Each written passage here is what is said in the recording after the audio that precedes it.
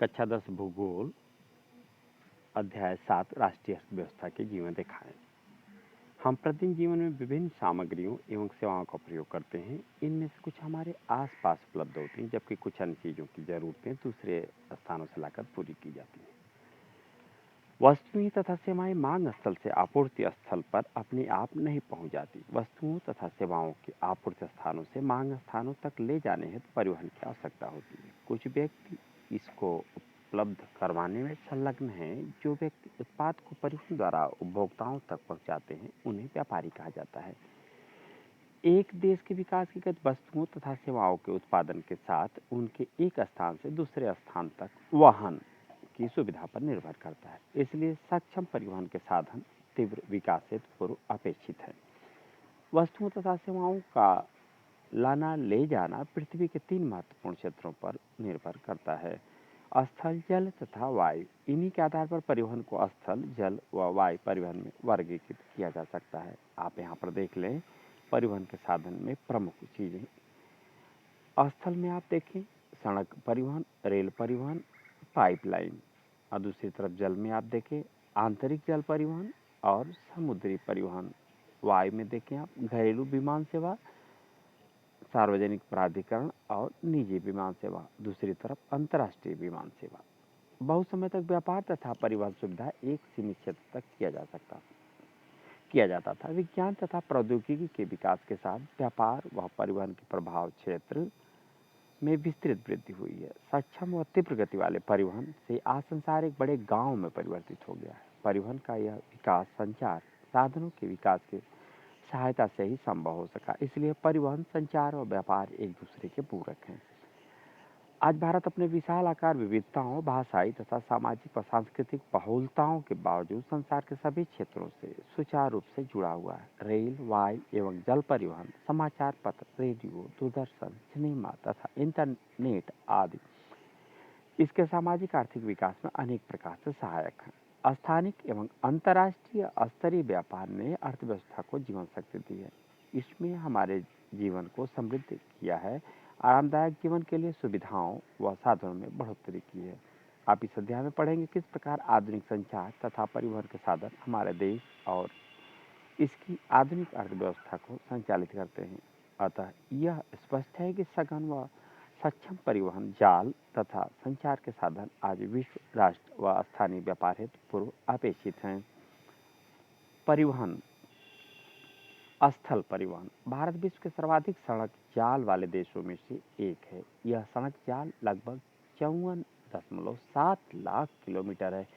भारत में सड़क परिवहन रेल परिवहन से पहले प्रारंभ हुआ। निर्माण तथा व्यवस्था में सड़क परिवहन रेल परिवहन की अपेक्षा अधिक सुविधाजनक है। रेल परिवहन की अपेक्षा सड़क परिवहन की बढ़ती महत्ता इन कारणों से है: रेलवे लाइन की अपेक्षा सड़कों का निर्माण लागत बहुत कम है। अपेक्षाकृत उबड़ खाबड़ व विच्छिन्न भूभागों पर सड़कें बनाई जा सकती हैं।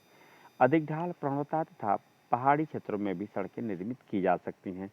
अपेक्षाकृत कम व्यक्तियों, कम दूरी व कम वस्तुओं के परिवहन में सड़क मितव्ययी है। यह घर घर सेवाएं उपलब्ध कराता है। सामान चढ़ाने व उतारने की लागत भी अपेक्षाकृत कम है।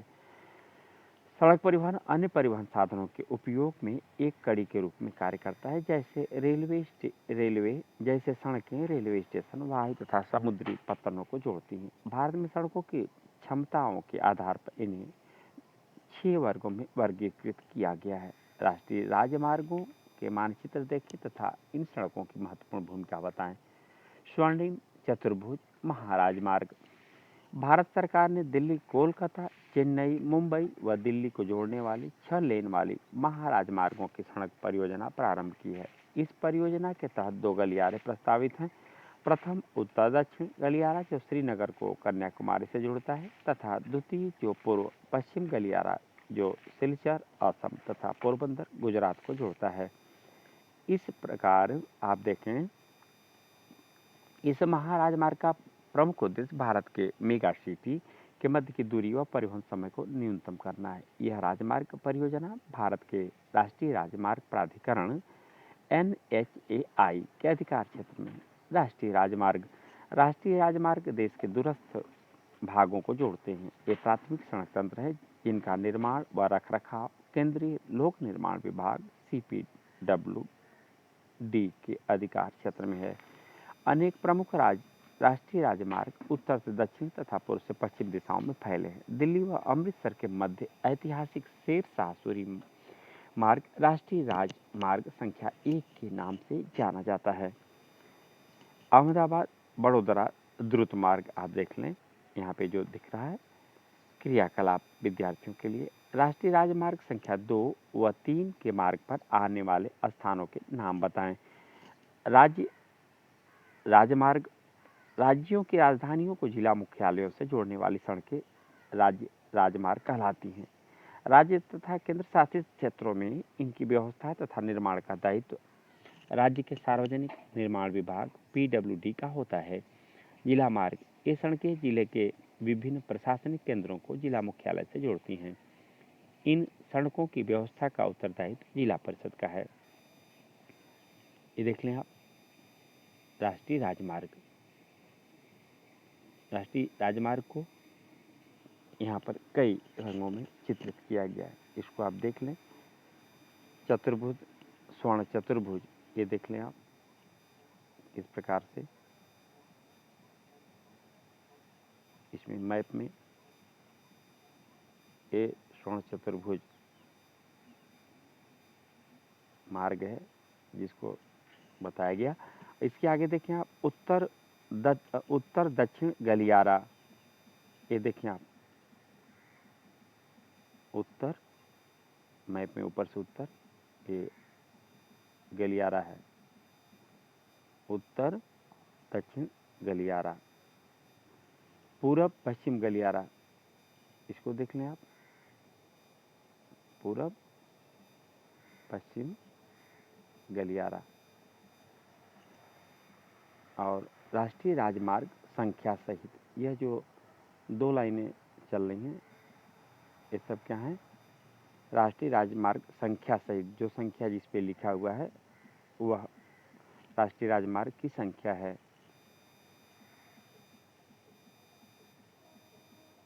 अन्य सड़कें, अन्य वर्ग की सड़कें वे सड़कें आती हैं जो ग्रामीण क्षेत्रों तथा गांवों को शहरों से जोड़ती हैं। प्रधानमंत्री ग्रामीण सड़क परियोजना के तहत इन सड़कों के विकास को विशेष प्रोत्साहन मिला है। इस परियोजना के कुछ विशेष प्रावधान है जिसमें देश के प्रत्येक गांव को प्रमुख शहरों से पक्की सड़कों, वे सड़कें जिन पर वर्ष भर वाहन चल सके, द्वारा जोड़ना प्रस्तावित है।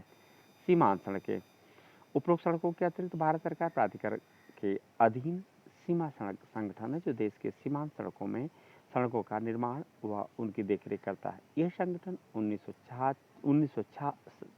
1960 में बनाया गया, जिसका कार्य उत्तर तथा उत्तरी पूर्वी क्षेत्रों में सामरिक महत्व की सड़कों का विकास करना था। इन सड़कों के विकास से दुर्गम क्षेत्रों में अभिगम्यता बढ़ी है तथा ये इन क्षेत्रों के आर्थिक विकास में भी सहायक हुई है। यह देख ले आप किस प्रकार से पहाड़ी क्षेत्रों में सड़कें बनाई जाती हैं। सड़क निर्माण में प्रयुक्त पदार्थ के आधार पर भी सड़कों को कच्ची व पक्की सड़कों में वर्गीकृत किया जाता है। पक्की सड़कें सीमेंट, कंक्रीट व तारकोल द्वारा निर्मित होती हैं। ये 12 मासी सड़कें, कच्ची सड़कें वर्षा ऋतु में अनुपयोगी हो जाती हैं। इसको देखिए आप, उत्तरी पूर्वी सीमा पर यातायात, अरुणाचल प्रदेश, रेल परिवहन। भारत में रेल परिवहन वस्तुओं तथा यात्रियों के परिवहन का प्रमुख स्थान है। रेल परिवहन अनेक कार्यों में सहायक है, जैसे व्यापार, भ्रमण, तीर्थ यात्राएं व लंबी दूरी तक सामान का परिवहन आदि। एक प्रमुख परिवहन के साधन के अतिरिक्त पिछले 150 वर्षों से भी अधिक समय से भारतीय रेल एक महत्वपूर्ण समन्वयक के रूप में भी जानी जाती है। भारतीय रेलवे देश की अर्थव्यवस्था, उद्योगों व कृषि के तीव्र गति से विकास के लिए उत्तरदायी है। आप देख लें, भारतीय रेल परिवहन देश का सर्वाधिक बड़ा सार्वजनिक क्षेत्र का प्राधिकरण है। देश की पहली रेलगाड़ी 1853 में मुंबई और ठाणे के मध्य चलाई गई, जो 34 किलोमीटर की दूरी तय करती थी। भारतीय रेल परिवहन को 16 रेल प्रखंडों में पुनः संकलित किया गया है।